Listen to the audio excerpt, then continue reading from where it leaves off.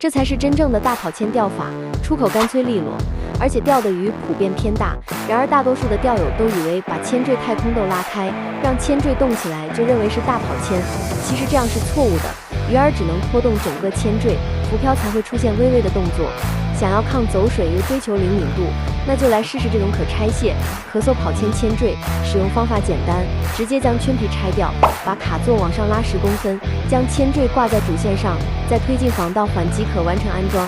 抛入水中，露出任意目数，就可以直接钓鱼了。只要鱼给口，不是钝口就是大黑漂，非常灵敏好用。喜欢钓鱼的钓友可以备上1盒去试试。